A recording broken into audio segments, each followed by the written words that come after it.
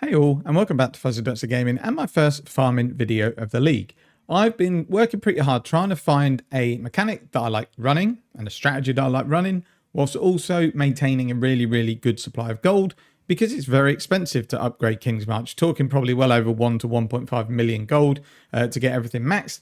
And there's a certain order you want to do it to make sure that you never get bottlenecked by materials. But essentially, this strategy is going to suit people that have a mapping character. Doesn't have to be amazing. My character, I've kind of thrown together. The only really expensive item are my 6-link and my amulet. You're probably talking 10 to 12 divines to put this character together, and it performs really well. And like I say, the goal of the strategy was gold and fun.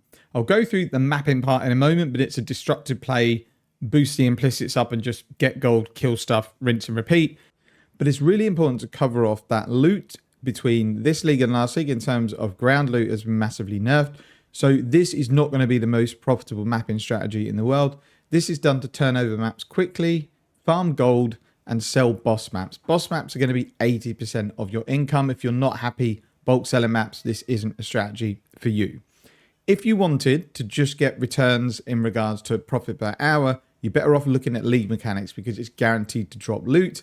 And if you just juice up maps with like quantity and rarity like I'm doing, it really doesn't seem to do that much. So you'd be better off with something like Blight to sell the oils and the Blight maps. Go do Expedition, Harvest, just anything will turn you over more actual divines per hour than this strategy. But I really enjoy running it. I'm happy selling the maps and I really need the gold for Kingsmarch, so it works really well. If people want to know exactly what I'm doing to upgrade Kingsmarch, let me know. I'll bring out a separate video, but I didn't want to pad this video out with loads of stuff that people have already done or are not interested in. Now, this is by no means min-max. This is just something I threw together because I just wanted to get mapping and upgrading my towns, and I didn't want to spend ages looking at every little aspect of the tree.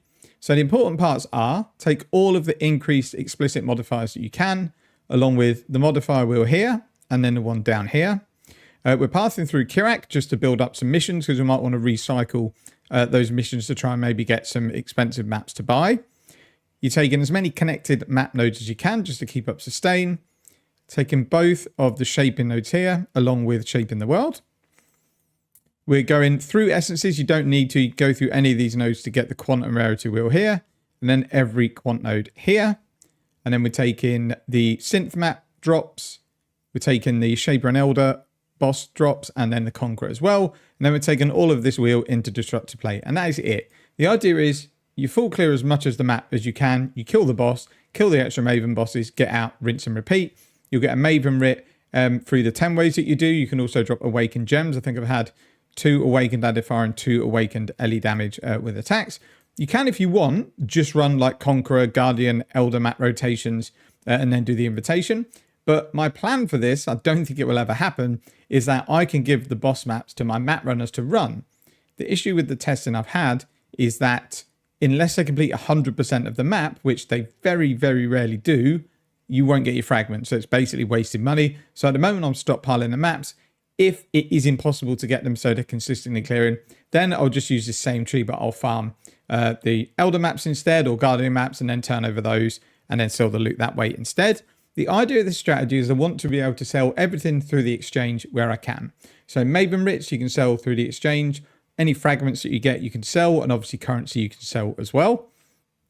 If you wanted to add another mechanic in as well, if you wanted to get Deli, because Deli orbs sell really well in exchange and for more money than they go for on TFT. There's loads of different things you could do, but this is kind of the base tree that I like. You could say you're not that bothered about sustaining maps, take out a lot of the map nodes, and then you can add in another mechanic, but make it one that doesn't slow your mapping down. And that's essentially, it's a really simple tree. You're just going to go and farm, say, 10 to 20 maps. That'll get you an absolute ton of gold. It will get you between 100 to 150,000 gold.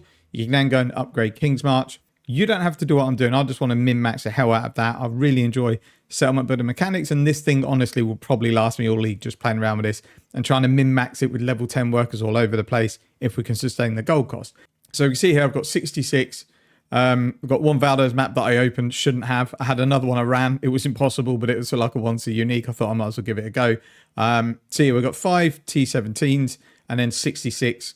I'll take this one off, 65 boss maps, and then obviously building up a ton of T16s as well. So at the end of the video, I'm just going to put a snapshot on the screen of the order to upgrade Kingsmarch and how to run the strategy. I'll obviously talk through it TLDR at the end, but just a little snapshot that you can take away and then you don't have to keep referencing the video. In terms of profit per hour or per map, I have no idea. I've just been enjoying myself. So what I'm going to do is I'm going to set a timer for an hour, run some maps, and then you'll see exactly how much gold I've dropped and what loot I've got drop. Okay, we've just finished our second rotation of 10 maps. And we're about at the hour mark. We're just a little bit short. So we've done 20 maps and one of the invitations. And then we'll go and run this last invitation. And then we'll run through the loot. So the first shipment that I sent off is on screen now. This is the first divine I've had return from this lead mechanic. I haven't sent a ton of ships out, maybe like 20 to 30. But this is the first divine. So it's very nice. Okay, so I've sorted the stash. And we'll go through the loot. As I mentioned before, loot has definitely been nerfed. They did say it had been, but it's pretty extreme. I was running not particularly juiced content, but I had so much increased effect that I was getting big quantity and rarity into my maps. And I basically dropped outside of the maps that I was forced to drop through my Atlas tree, not a lot. So we'll go in and have a look here. So essentially, this is everything I had dropped. So we run 20 maps and we're sitting on 17, 18 special maps, 20 if you include T17. So essentially dropping one big map per map, and the maps take 2 to 3 minutes. We had a Orb of Conflict from the 10-way, and then we've just got little bits of currency. We've got an Annulment Orb, Beric's Grip. I was hoping would be Beric's Respite, obviously wasn't. A few other tiny bits of currency to go along with it here and down here. We dropped an Omen of Blanching, which is worth a little bit of money. We dropped a Forbidden Tome, which they're about 40C. But overall, nearly all of the value will come from these maps. So you either need to sell all your boss maps. They're not a lot. They're probably on average like 10C a map. Then we've got our T17s, which obviously go for more. We had a Vault of Itsiri drop, which apparently is 40C. So obviously the rarity must have changed for this map. So in terms of loot, it's between 550 Chaos to 600 Chaos. And yeah, divine-wise, 4 to 5 divine. So nothing's right home about, but I really enjoy doing it, and it's steady income. These maps, you can either sell, they're pretty easy to sell in bulk, or you could just run them and actually start doing some proper rotations. So like I say, it's not the most profitable strategy in the world at all, but it's really, really fun. And it gets you a lot of gold. Like we got 131,000 gold in an hour mapping, which is really fun.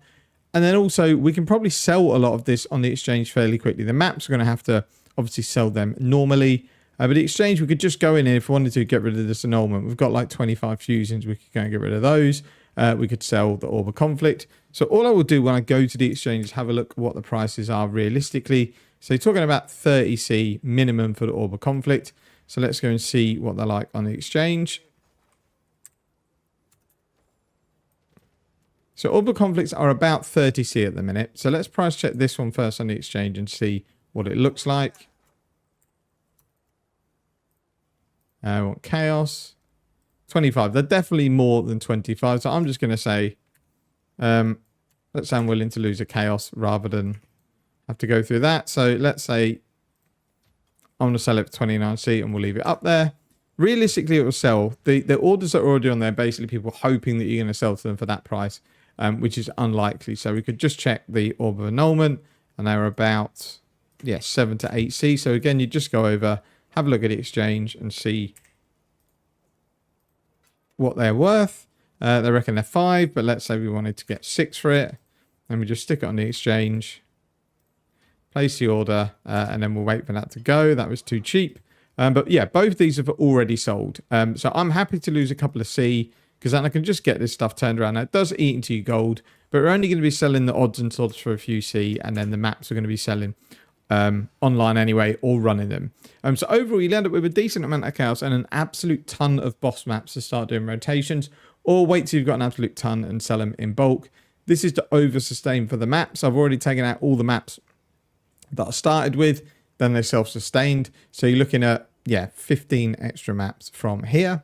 And with this strategy, you can basically run any map. As long as you mostly full clear the map, you want to be running 10 different ones each time, because otherwise Maven won't witness it. The Scarabs, I've been through them. There's nothing of note in terms of value.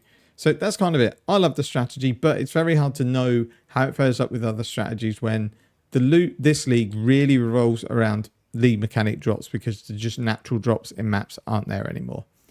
So I said I'll do a quick TLDR. So definitely try and get your mining upgraded first. Don't sleep on smelting because it's very important for turning over bars. And then farming, get leveled up, but you don't necessarily have to do much in terms of production until you get to level 11. Other than blue xanthamum and ore gold, these are both needed, I think, for upgrading like your town centre, your pub. And these are unlocked by leveling up farming. So what we do is take farming up to where you can produce these two items and then just put all your plots to one and then all the plots to the other one, or split them, because you're going to need these at some point for upgrades. In terms of shipping, just send little shipments with the requirements that they need. Stick some dust in there to add to the value of the cargo. It's definitely worthwhile doing. I'd say every half hour send to one of the closest ports. It's definitely worth doing. In my opinion, ignore the map device for now. It's kind of rubbish. Same with the kind of enchants you can put in your weapons. And ROG, doesn't really matter. You're never going to run out of dust at this stage. So you can upgrade him if you want, but if not, don't worry about it. So I did have a ship turn up. So let's go and see what this looks like for returns. As I mentioned, I got a divine orb in the last one. So I'm pretty sure I'm not going to get a similar, but we'll go and have a look. And here we go. And it was not bad. It's not good, but we got 5C out of that one. Some bubble gum, and I don't think any of those are any good. So we will take all, go and dump this in the stash. So once the video ends, I'm going to go and do my last few upgrades with the currency that I've got. And in terms of the tree, don't rush to the boss. This isn't a boss rush because that doesn't really work anymore with this kind of setup. Because the way Destructive Play works now is basically the more enemies you kill, the more bosses Maven will spawn, which gives you more chances for better loot, map drops, and things like that. So you literally get 30 maps out of your stash, alch them all, prepare them, and then just run them all back to back. It's really quick and it's good fun. Atlas tree will be in the video description. Thanks for watching. Take care and see you in the next one.